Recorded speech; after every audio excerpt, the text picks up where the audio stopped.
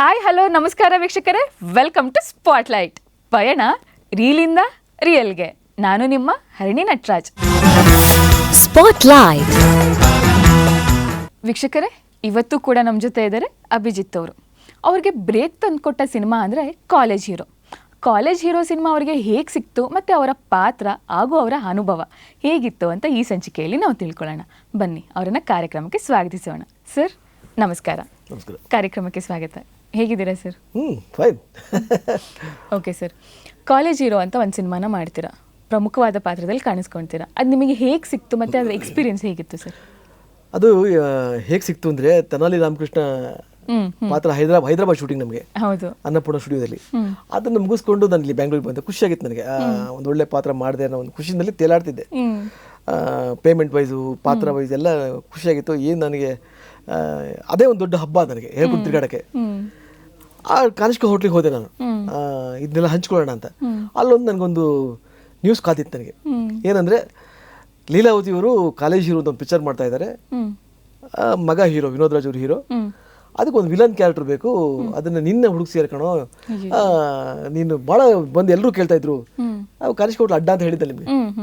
Daily ಅಲ್ಲಿ ಬಿದ್ದಿರ್ತೀನಲ್ಲ ನಾನು ಯಾವಾಗಲೂ. ಆ 4-5 ದಿವಸದಿಂದ ಕೇಳಿದ್ರೆ ನಾನು ಇಲ್ಲ, ಅಲ್ಲಿ ಡೈಲಿ ಬಂದು ಕೇಳ್ಕೊಂಡು ಹೋಗಿದ್ದಾರೆ. ಅಭಿಜ್ ಬಂದ, ಅಭಿಜ್ ಕಂಡ್ರ, ಏನಾದ್ರು ಕಂಡ್ರ ಕಂಡಿಲ್ಲ. ಅಯ್ಯೋದು ಬಂದಿಲ್ಲ ಗುರು ನೀನು ಅಂತ.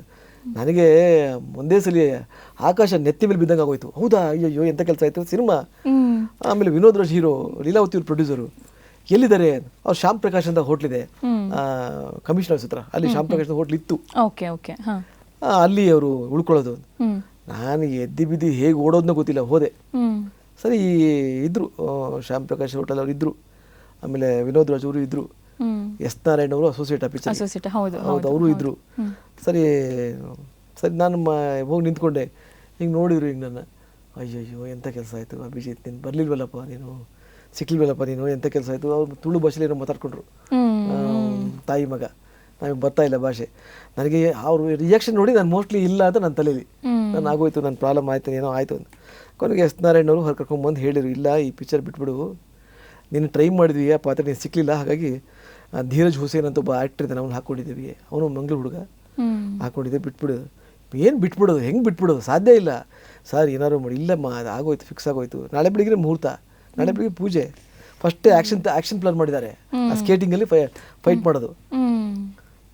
ಸರಿ ಓಕೆ ಸರ್ ಅಂದರೆ ಹೋಗಿ ಇಲ್ಲಿ ಅವತ್ತು ಇಲ್ಲ, ಕೆಲಸ ಮಾಡು ಅಭಿಜಿತ್, ಡೆಫಿನೆಟಾಗಿ ನೆಕ್ಸ್ಟ್ ವಿನೋದ್ ಜೊತೆ ನಾನು ಮಾಡಿಸ್ತೀನಿ, ಇದು ಪ್ರಾಮಿಸ್ ನನಗೆ ಅಂತ ಹೇಳಿ ಕಳಿಸಿರೋರು. ಸರಿ ಹೋಗಿ ಅವ್ರಿಗೆ ನಮಸ್ಕಾರ ಮಾಡ್ಕೊಂಡು ಹೊರಟೆ.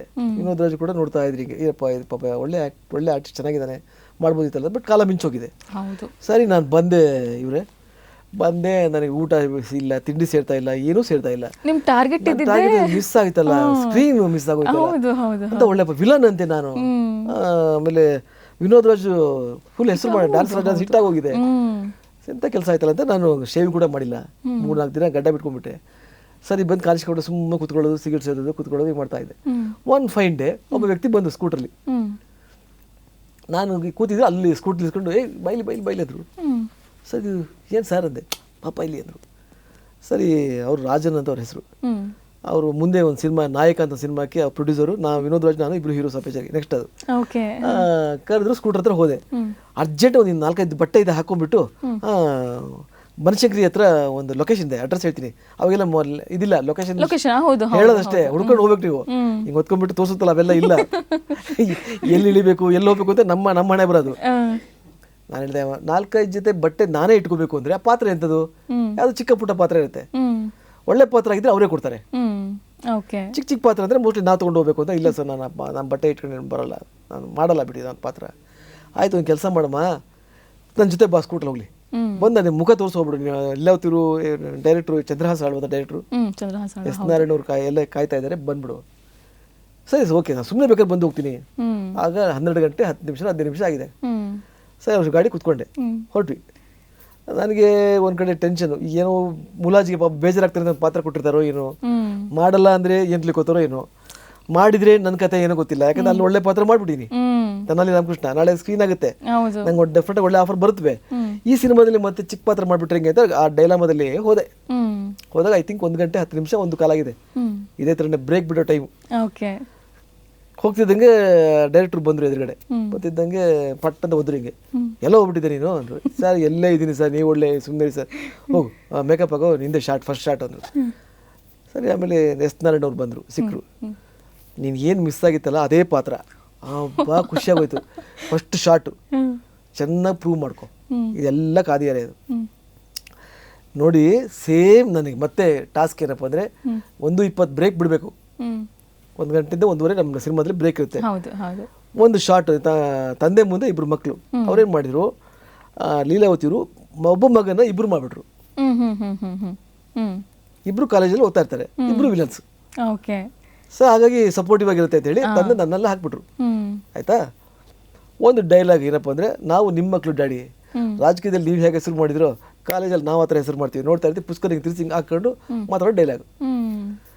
ನಂಬಲ್ಲ, ನನ್ನ ಸೆಲ್ಲರಲ್ಲಿ ತೆಗಿತಾ ಇದ್ದಾರೆ, ಆ ಮೆಟ್ಲಿರ್ತಾವಲ್ಲ ಮೆಟ್ಲ ಮೇಲೆಲ್ಲ ಕೂತ್ಬಿಟ್ಟಿದ್ದಾರೆ ಎಲ್ಲ, ಇಡೀ ಯೂನಿಟ್ ಪ್ರೊಡಕ್ಷನ್ ಬಾಯಿಂದ ಹಿಡಿದು ಎಲ್ಲರೂ ನೋಡ್ತಾ ಇದೀವಿ, ಏನು ಆ್ಯಕ್ಟ್ ಮಾಡ್ಬೋದು ಇವನು ಅಂತ. ನನಗೆ ಈಗಲೂ ಕಣ್ಣಲ್ಲಿ ಕಟ್ಟಿದೆ. ನಾನು ಗಡ್ಡ ತೆಗೆದಿಲ್ಲ, ಸಣ್ಣದ ಗಡ್ಡ. ಇವತ್ತು ನೀವು ಆ ಸಿನಿಮಾ ನೋಡಿ, ಈ ಶಾರ್ಟಲ್ಲಿ ಗಡ್ಡ ಇದೆ, ನೆಕ್ಸ್ಟ್ ಶಾರ್ಟಲ್ಲಿ ಗಡ್ಡ ಇಲ್ಲ. ಯಾಕಂದ್ರೆ ಗಡ್ಡ ತೆಗೆ ಹೋಗ್ಬಿಟ್ರೆ ಎಲ್ಲಿ ಪಾತ್ರ ಚೇಂಜ್ ಆಗುತ್ತೋ, ಇನ್ಯಾರು ಬಂದ್ಬಿಡ್ತಾರೋ ಅಂತ ಅದರಲ್ಲೇ ಆ್ಯಕ್ಟ್ ಮಾಡಿಬಿಟ್ಟೆ. ಸರಿ, ದೇವ್ರದಯದಿಂದ ಭಾಳ ಚೆನ್ನಾಗಿ ಆ್ಯಕ್ಟ್ ಮಾಡಿ ಅನ್ಸುತ್ತೆ. ಎಲ್ಲರೂ ಕ್ಲಾಪ್ಸ್ ಹಾಕಿದ್ರು. ಹಬ್ಬ ಒಳ್ಳೆ ಸಾರ್ಥಕ ಆಯಿತು ಕರ್ಸಿದ್ದಕ್ಕೂ ಅಂತ ಮನಸ್ಸಲ್ಲಿ ಅಂದ್ಕೊಂಡ್ರು. ಲಂಚ್ ಬ್ರೇಕ್ ಆಯಿತು. ಬ್ರೇಕ್ ಆದಮೇಲೆ ನಾವು ಆ ಕ್ಯಾರೆಕ್ಟರ್ ಕಂಟಿನ್ಯೂ ಆಯಿತು. ಆಯಿತಾ, ಆ ಸಿನಿಮಾ ನನಗೆ ಎಷ್ಟು ಹೆಸರು ಕೊಡ್ತು ಅಂದರೆ, ಸಿನಿಮಾ ರಿಲೀಸ್ ಆದಮೇಲೆ ಆಗ VN ಸುಬ್ರಾವ್ ಅಂತ ಒಬ್ಬ ಭಾಳ ದೊಡ್ಡ ಜರ್ನಲಿಸ್ಟು, ಅವ್ರು ಬರೆದಿದ್ರು, ಅಭಿಜಿತ್ ಅನ್ನೊಬ್ಬ ಕಲಾವಿದನ್ನ ಎಲ್ಲಿ ಹಿಡ್ಕೊಂಡ್ಬಂದ್ರಿ, ಸೇಮ್ ಪಕ್ಕ ರೌಡಿ ಇದ್ದಂಗಿದ್ದಾನೆ, ಎಲ್ಲ ಪೇಪರು ನನ್ನ ಬಗ್ಗೆ ರೈಟಪ್ ಆಯಿತು. ಹಾಗಾಗಿ ಆ ಕಾಲೇಜ್ ಹೀರೋ ಸಿಗೋದಕ್ಕೆ ಈ ಮುಂಚೆ ನಡೆದಂಥ ದಿನಗಳು, ಆಮೇಲೆ ನಡೆದಂಥ ಇದು, ಇಷ್ಟೆಲ್ಲ ಸ್ಟ್ರಗ್ಲಿಂಗಲ್ಲಿ ಆ ಪಾತ್ರ ಸಿಕ್ತು. ಆಮೇಲೆ ಆ ಸಿನಿಮಾದಲ್ಲಿ ಕೇಳಿ ಒಂದು ಫೈಟ್ ತೆಗಿಬೇಕು, next day fight, university fight ತೆಗಿಬೇಕು. ನೀವು ನೋಡಿ ಎಪಿಸೋಡ್ ಹಾಕೊಂಡು, ನನಗೆ ವಿನೋದ್ ರಾಜ್ಗೆ ಫೈಟ್ ಆಗುತ್ತೆ, ಇಬ್ಬರಿಗೆ ಸೋಲೋ ಫೈಟು. ಅದು ಹೇಗಪ್ಪ ಅಂದರೆ, ಥ್ರಿಲ್ಲರ್ ಮಂಜು ಫೈಟ್ ಮಾಸ್ಟ್ರು, ಕ್ಯಾಮ್ರಾ ಹಿಂಗೆ ಇಟ್ಟಿದ್ದಾರೆ, ಓಡ್ ಬಂದು ಬಾತ್ರೂಮಲ್ಲಿ ಇಟ್ಟಿದ್ದಾರೆ, ಓಡ್ ಬಂದು ದಪ್ಪದ ಬೀಳಬೇಕು. ಅದು ಒರಿಜಿನಲ್ ಬಾತ್ರೂಮ್, ಅದು ಇರೋ ನೀರು ಒರಿಜಿನಲ್ ನೀರಾ, ಯಾರಾದರೂ ಮಾಡಿರೋ ನೀರಾ ಗೊತ್ತಿಲ್ಲ. ಕ್ಯಾಮ್ರಾ ಇಟ್ಬಿಟ್ರು, ಶಾರ್ಟು ರೆಡಿ ಎಲ್ಲ ಸ್ಪೀಡು, ಅರ್ಜೆಂಟ್ ಮುಗಿಸ್ಬೇಕೀಗ, ಫಾಸ್ಟ್ ಅಂತ. ನಾ ಅಭಿಜಿತ್ ಬಂದು ಹಾಡನ್ನು ಬೀಳ್ಬೇಕಮ್ಮ, ವಿನೋದ್ ಬಂದು ಬೀಳ್ತಾರೆ. ಇದು ಹೋಗಿದ್ದು ಫಸ್ಟ್ ಬಿದ್ದಿದ್ದಷ್ಟೇ, ಅದು ಯಾವ ನೀರು ಗೊತ್ತಿಲ್ಲ, ಒಟ್ಟು ಆ ನೀರಲ್ಲಿ ಬಿದ್ದೆ. ಸ್ಟಾರ್ಟ್ ಆದಾಗ 1 ಗಂಟೆ, ಫೈಟ್ ಮುದ 3:30. ಅಲ್ಲಿಂದ ಓಡಿಸ್ಕೊಂಡು ಹೊಡೆಯೋದನ್ನ, ವಿನೋದ್ ಚೇಸ್ ಮಾಡಿ ಹೊಡೆಯೋದನ್ನ. ಕೊನೆಗೆ ಒಂದು ಕೆಸರು ಇರುತ್ತೆ, ಕೆಸರು ಬಂದು ಬೀಳ್ತೀವಿ, ಅಲ್ಲಿ ಬಂದು ವಿನೋದ್ ಬೀಳ್ತಾನೆ, ಫೈಟ್ ಆಗುತ್ತೆ, ಎಲ್ಲ ಫೈಟ್ ಎಂಡ್ ಆಗುತ್ತೆ. ಎಂಡ್ ಆದಮೇಲೆ 5 to 7 ನನ್ನ ಕ್ಯಾರೆಕ್ಟ್ರು ಫ್ರೆಶ್ ಅಪ್ ಆಗ್ತೀನಿ. ಬೇರೆ ಸೀನ್ ಏನಪ್ಪ ಅಂದರೆ, ನನಗೆ ಆಲ್ರೆಡಿ ಜ್ವರ ಬಂದುಬಿಟ್ಟಿದೆ. ಇಷ್ಟೆಲ್ಲ ಆ್ಯಕ್ಟ್ ಮಾಡಿದಲ್ಲ, ಫೀವರ್ ಬಂದ್ಬಿಟ್ಟಿದೆ. ನನಗೆ ಗೊತ್ತಾಗ್ತಾ ಇದೆ, ಸುಸ್ತಾಗ್ತಾ ಇದೆ, ನಿಂತ್ಕೊಳ್ಳೋಕೆ ಕಂಡುಬಿಡೋಕ್ಕಾಗ್ತಾ ಇಲ್ಲ, ನಿಲ್ಲಕ್ಕಾಗ್ತಾ ಇಲ್ಲ, ಜ್ವರ, ಟೆಂಪ್ರೇಚರ್ ಜಾಸ್ತಿ ಆಗ್ತಾ ಇದೆ ನೋಡಿ. ಅದಾದ್ಮೇಲೆ 5 ಗಂಟೆ 7 ಗಂಟೆ ಒಂದು ಕ್ಯಾರೆಕ್ಟರ್, ಅಂಜಲಿ ಅಂತ ಒಂದು ಕ್ಯಾರೆಕ್ಟರ್ ಮಾಡಿದೆ ಪಾತ್ರ. ಆ ಪಾತ್ರ ರೇಪ್ ಮಾಡೋ ಒಂದು ಸೀನು, ನೆಗೆಟಿವ್ ವಿಲನ್. ನಾನು ಸುಮ್ಮನೆ ಸಪ್ಪಿಗೆ ಪರ್ಫಾರ್ಮ್ ಮಾಡಂಗಿಲ್ಲ, ಚಿಂಗಮ್ ಜಕ್ ಅಂತ ಆಕ್ಟ್ ಮಾಡ್ಬೇಕು ನಾನು. ಅವಳು ನನಗೆ ಕಪಾಳ ಹೊಡಿತಾಳೆ ಕಾಲೇಜಲ್ಲಿ, ಅದು ರಿವೆಂಜ್ ತಗೊಳ್ಳೋದು, ನನ್ನ ಕೆನ್ನೆಗೆ ಹೊಡಿತೀಯೇನೆ ಅಂತ ಹೇಳಿ. ಅದು ಸರ್ ನನಗೆ ಆ ಟಚ್ ಅಪ್ ಎಲ್ಲ ಮಾಡ್ತಾ ಇದ್ರೆ, ಹಾಗೆ ಜ್ವರ ಅಂದರೆ ಗೊತ್ತಿಲ್ಲ, ಸುಮ್ಮನೆ ಎಲ್ಲೋ ಹೋಗ್ತಾ ಇದೆ, ಕಂಡುಬಿಡೋಕ್ಕಾಗ್ತಾ ಇಲ್ಲ. ನೀವು ನೋಡಿ ಆ ಸೀನ್ ನೋಡಿದ್ರೆ ನೀವು, ನಂಗೆ ಯಾರ ಜ್ವರ ಬಂದಿದ್ದು ಹೇಳೋಕ್ಕೆ ಸಾಧ್ಯ ಇಲ್ಲ. ಅಷ್ಟು ಅಲ್ಲಿಂದ ಹೊರಗೆ ಬಂದು ಆ್ಯಕ್ಟ್ ಮಾಡಿದ್ವಿ. ಹೊರಗೆ ಆ್ಯಕ್ಟ್ ಮಾಡಿದ್ಮೇಲೆ ನನಗೆ ಆಗಲಿಲ್ಲ, ನನಗೆ ಅಲ್ಲೆಲ್ಲ ಜಾರ್ ಹೋಗ್ತಾಯಿತ್ತು. ಲೀಲಾವತಿ ಪಟ್ಟದ ಇಮ್ಮಿಡಿಯೇಟಾಗಿ ಕಾರ್ ಮಾಡಿ ಕಳಿಸ್ಕೊಟ್ಬಿಟ್ರು ಮನೆಗೆ, ಅಭಿಜಿತ್ ಜ್ವರ ಬಂದಿದೆ, ರೆಸ್ಟ್ ಡಾಕ್ಟರ್ ತೋರಿಸ್ಬಿಟ್ಟು ಕಳಿಸ್ಕೊಡಿ ಅಂತ. ಅದು ಆಮೇಲೆ ಈ ಥರದ ಕಷ್ಟ ಫಸ್ಟ್ ಸಿನಿಮಾದಲ್ಲಿ ನಾನು ಇದ್ದದ್ದೆಲ್ಲ ಈ ಥರದವನ್ನ ತುಂಬ ಹೆಜ್ಜೆ ಆಗ್ತಾ ಹೋದೆ. ಆ ಪಿಕ್ಚರಲ್ಲಿ ತುಂಬ ಇನ್ಸಿಡೆಂಟ್ಸ್ ಈ ಥರ.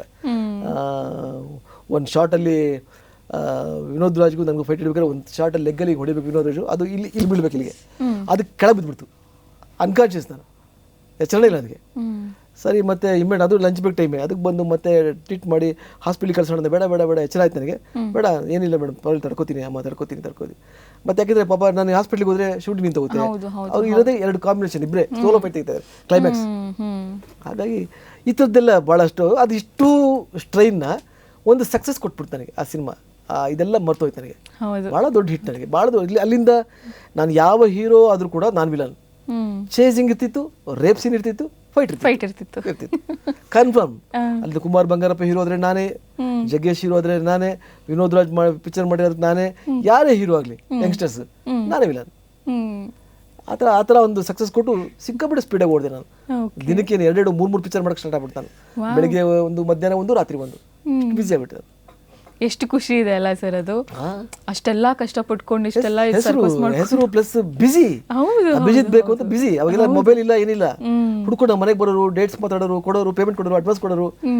ಗುರು ದಯವಿಟ್ಟು ಮಿಸ್ ಮಾಡಬೇಡಮ್ಮ ಡೇಟ್ನ, ಇದೆಯಾ ತಾನೆ ಅಂತ ಹೇಳಿ. ಸೊ ನನಗೆ ಖುಷಿ, ಏನಪ್ಪ ಹಿಂಗೆಲ್ಲ ಟರ್ನ್ ಆಯ್ತು ಅಂತ. ಹಾಗಾಗಿ ಆ ಒಂದು ಸಿನಿಮಾ ಕೊಟ್ಟಂತ ಒಂದು ಸಕ್ಸಸ್ ಡೇಸ್ ಅದೆಲ್ಲ.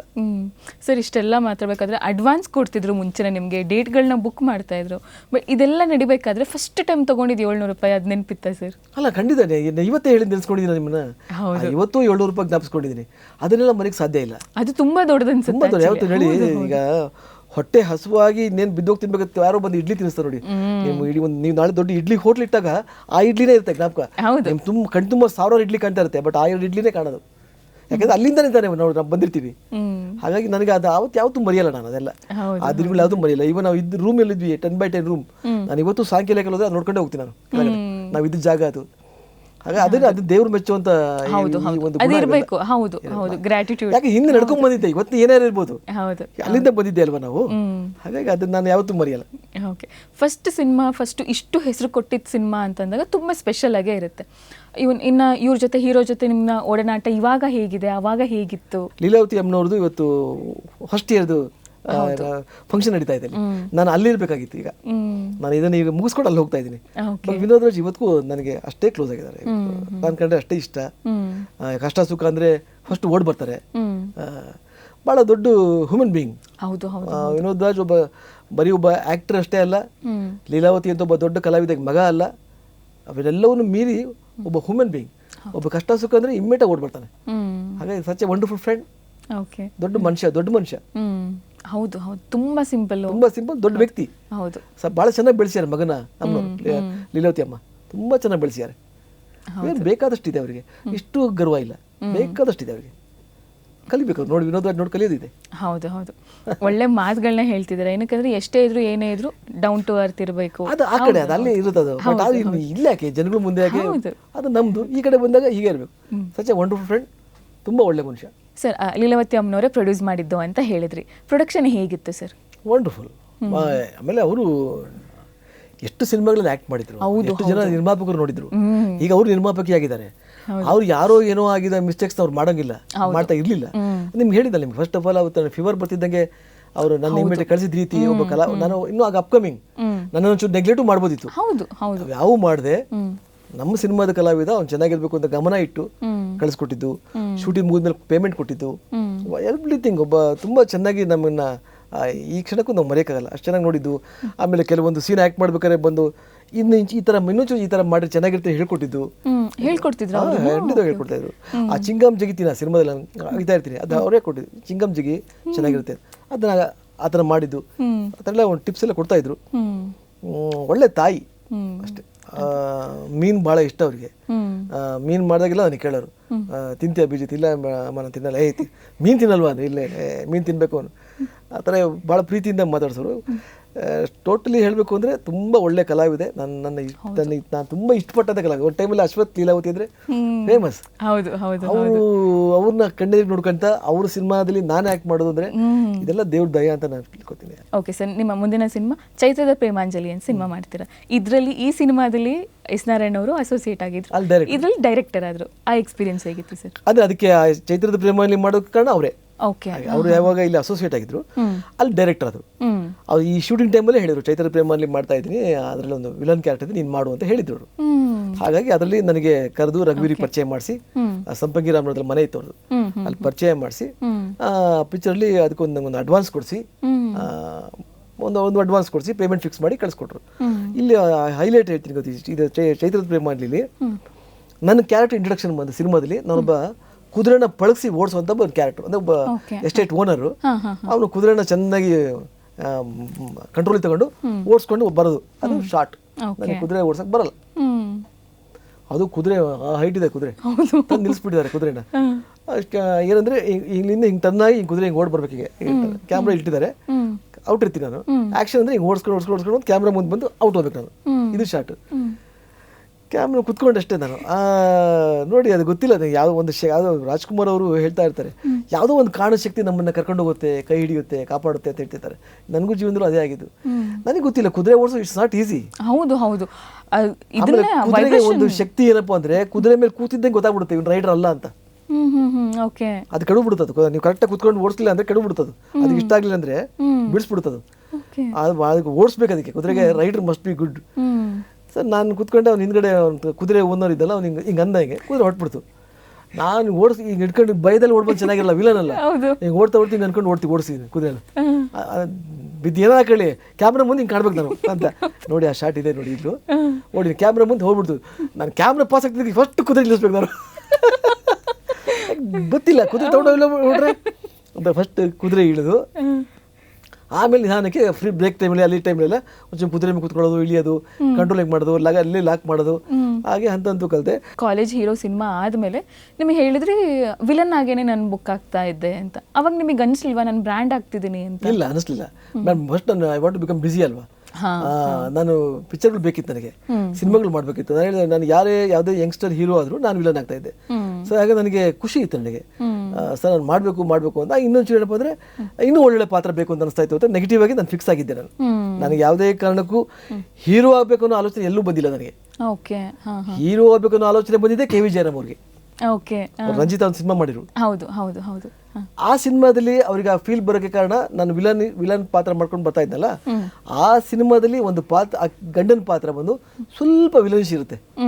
ಅದು ಹೆಂಡತಿಗೆ ಎಷ್ಟೇ ಒಂದು ಪ್ರೀತಿ ಇದ್ರು ಕೂಡ ಸ್ವಲ್ಪ ನೆಗೆಟಿವ್ ಅಂದ್ರೆ ಅಷ್ಟು ಫ್ಯಾಮಿಲಿಗೆ ಸ್ಪಂದಿಸಲ್ಲ ಅಂತ. ಬಟ್ ಅವ್ರ ರೆಸ್ಪಾನ್ಸಿಬಿಲಿಟಿ ಇರುತ್ತೆ. 3 ಜನ ತಂಗಿ ಇರ್ತಾರೆ ಮೈ ಮೇಲೆ, ತಾಯಿ ಇರ್ತಾಳೆ, ಹಾಗೆ ಹೆಂಡತಿಗೆ ಸ್ಪಂದಿಸಲ್ಲ. ಅದು ಸಣ್ಣ ಒಂದು ಫ್ರಿಕ್ಷನ್ ಇರುತ್ತೆ. ಆ ಕಾರಣಕ್ಕೆ ಅಷ್ಟೊಂದು ನಾನು ಜೀವನ ಚೈತ್ರ ಎಲ್ಲ ಆಕ್ಟ್ ಮಾಡಿದ್ದೆ. ನಾನು ಹೀರೋ ಆಗ್ತೀನಿ ಅನ್ನೋ ಕನಸು ನನಗೆ ಇರಲಿಲ್ಲ. ನಾನು ನೆಗೆಟಿವ್ ಆಗಿ ಸಿಕ್ಕರು ಸಾಕು, ಬ್ಯುಸಿಯಾಗಿರೋಣ, ಮಾಡೋಣ ಮುಂದೆ ಅಂದ್ರೆ ನಾನು ಆಕ್ಷನ್ ಪಾತ್ರಗಳು ಮಾಡೋ ಆಸೆ ತುಂಬಾ ಇತ್ತು. ಹಾಗೆ ಅದು ನಂಗೆ ಚೆನ್ನಾಗಿತ್ತಲ್ಲ ದಾರಿ. ಹಾಗೆ ನನಗೆ ಇದೇ ಬ್ರ್ಯಾಂಡ್ ಆಗಿ ಫೀಲ್ ಬರಲಿಲ್ಲ. ಮುಂದೆ ಬ್ರ್ಯಾಂಡ್ ಆದ ಫೀಲ್ ಬಂತು ನನಗೆ. ಮುಂದಿನ ದಿನಗಳಲ್ಲಿ ಹೀರೋ ಆದ್ಮೇಲೆ ಬ್ರ್ಯಾಂಡ್ ಆಗ್ಬಿಟ್ಟೆ. ಅದು ಆಮೇಲೆ ಅನಿಸ್ತು ನನಗೆ. ಓಕೆ ಸರ್, ನಿಮ್ಮ ಜರ್ನಿನ ಕೇಳ್ತಾ ಇದ್ರೆ, ನೀವು ಹೇಳ್ತಾ ಇದ್ರೆ ನಮಗೆ ವಿಜುವಲ್ಸ್ ಬರ್ತಾ ಇದೆ, ನಿಜವಾಗ್ಲೂ ವಿಜುವಲ್ಸ್ ಬರ್ತಾ ಇದೆ.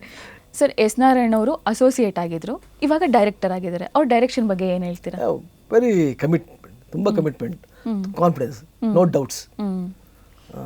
ಎಲ್ಲೂ ಒಂದು ಸಿಂಗಲ್ ಸೆಕೆಂಡ್ ಡೌಟೇ ಇಲ್ಲ ಅವ್ರಿಗೆ. ಹಾಗಾಗಿ ಅದು ಅಷ್ಟು ಹೆಸರು ಮಾಡೋಕ್ಕೆ ಸಾಧ್ಯ ಆಯ್ತು ಅವರು. ಹೌದು, ಏನಕ್ಕಂದ್ರೆ ಅವ್ರು ಮಾಡಿದಂಥ ಸಿನಿಮಾಗಳೇ ಆಲ್ಮೋಸ್ಟ್ ಸೂಪರ್ ಹಿಟ್ ಸಿನಿಮಾಗಳು. ಅವ್ರು ಒಳಗಡೆ ಒಳ್ಳೆ ಡೈರೆಕ್ಟ್ರು, ಒಳ್ಳೆ ಆ್ಯಕ್ಟ್ರು ಎಲ್ಲ ಇದ್ದಿದ್ದರಿಂದ ನಿಮ್ಗೆ ಹೇಳ್ತಿಲ್ಲ, ಡೌಟ್ಸೇ ಇಲ್ಲ ಅವ್ರಿಗೇನು. ಈ ಶಾರ್ಟ್ ಹಿಂಗೆ ಇಡಬೇಕು, ಹೀಗೆ ತೆಗಿಬೇಕು. ಹಾಗಾಗಿ ಅವ್ರು ಮುಂದೆ ಅಂತ ಒಳ್ಳೊಳ್ಳೆ ಸಿನಿಮಾ ಕೊಡೋಕೆ ದಾರಿ ಆಯಿತು. ಹೌದು ಹೌದು ಹೌದು. ನೆಗೆಟಿವ್ ಅಲ್ಲಿ ಶೂಟ್ ಮಾಡಬೇಕಾದ್ರೆ ನಿಮಗೆ ಕಾನ್ಶಿಯಸ್ ಆಗ್ತಿತ್ತಾ? ಏನಕ್ಕಂದ್ರೆ ರಾಮ ನೆಗೆಟಿವ್ ಪಾಪ ಏನಂದ್ರೆ ಶಕ್ತಿ ಇರೋ ಪ್ರೊಡ್ಯೂಸರ್ ಆದ್ರೆ ಪರವಾಗಿಲ್ಲ. ಹೌದು ಹೌದು ಪಾಪ ಪ್ರೊಡ್ಯೂಸರ್ ನಿಜವಾಗ್ಲೂ ಹೇಳ್ತೀನಿ, ಬಹಳ ಕಷ್ಟಪಟ್ಟುಗಳು ಪಿಕ್ಚರ್ಗಳು ಮಾಡಿದಾರೆ ಪಾಪ. ಉರ್ದೋಗತಿ ಗೊತ್ತಿಲ್ಲ. ಯಾಕಂದ್ರೆ ಬೆಳಗ್ಗೆ ನಾಳೆ ಶೂಟಿಂಗ್ ಇದೆ, ಆರ್ಟಿಸ್ಟ್ ಡೇಟ್ ಇದೆ, ಎಲ್ಲ ಇದೆ. ಬೆಳಗ್ಗೆ ಟಿಫನ್ ಕೂಡ ಎಲ್ಲೋ ಕಡೆ ಸಾಲ ಮಾಡಿ ತಿಂಡಿ ಕಳಿಸ್ಯಾರ. ಬೆಳಿಗ್ಗೆ ಟಿಫನ್ ಎಲ್ಲ ನಡೀತಾ ಇದೆ, ಕ್ಯಾಮ್ರಾ ಇದೆ, ಯೂನಿಟ್ ಇದೆಲ್ಲ ಇದೆ. ನೆಗೆಟಿವ್ ಇರ್ತಿರ್ಲಿಲ್ಲ, ಎಲ್ಲ ಇದೆ. ಅವಾಗ ಮೊಬೈಲ್ ಇಲ್ಲ, ಎಲ್ಲಿಂದ ಕಮ್ಯುನಿಕೇಶನ್ ಮಾಡೋದು ಹೇಗೆ? ಡೈರೆಕ್ಟರ್ ಪಾಪ ಸೈಡಿಗೆ ಹೋಗೋದು, ಲ್ಯಾಬಿಗೆ ಫೋನ್ ಮಾಡೋದು, ಇದರ ಪ್ರೊಡ್ಯೂಸರ್ ಎಕ್ಸ್ ಯಾರು, ಸೋ ಅಂಡ್ ಸೋ ಎಕ್ಸ್ ಯಾರು ಇರ್ತಾರೆ ಅನ್ಕೊಳ್ಳಿ, ರಾಜಣ್ಣ ಇದ್ದಾರಾ, ಪ್ರೊಡ್ಯೂಸರ್ ಇದ್ದಾರಾ, ಹಾಗೆ ಇಲ್ಲೇ ಇದ್ದಾರೆ ಸರ್. ಅವ್ರು ಕೇಳಿದ್ರೆ ಇಲ್ಲ, ಇನ್ನೂ ಭಟ್ರು ಬಂದಿಲ್ಲ. ಲ್ಯಾಬಲ್ಲಿ ಭಟ್ರು ಅಂತಿದ್ರು, ಅವ್ರು ಬಂದು ನೆಗೆಟಿವ್ ಕೊಡಬೇಕು. ಅವ್ರು ದುಡ್ಡು ಕೊಟ್ಟರೆ ಕೊಡೋದು. ಅವ್ರ ಕೈ ಕಾಲು ಬಿದ್ದು ಕಾಲಿಡ್ಕೊಂಡು 8 ಕ್ಯಾನ್ ಕೇಳಿದ್ರು 2 ಕ್ಯಾನ್ ಕೊಡೋರು. ಇಲ್ಲ ನೀವು ಕೊಡಬೇಕು ನೀವು. ಪಾಪ ಭಟ್ರು ಕೂಡ ಇರೋಷ್ಟು ದಿವಸ ಚೆನ್ನಾಗಿ ಸಪೋರ್ಟ್ ಮಾಡಿದ್ದಾರೆ. ಆಗ 2 ಕ್ಯಾನ್ ಹಿಡ್ಕೊಂಡು ಪ್ರಸಾದ್ ಲೇಬಿಂದ ಓಡ್ ಬಂದು ನೆಗೆಟಿವ್ ಕೊಟ್ಟು ಅವಾಗ ಕ್ಯಾಮ್ರಾ ಪೂಜೆ ಮಾಡಿ 10 ಗಂಟೆ 10 ಕಾಲ ಬಿಡೋದು ಕೆಲಸ.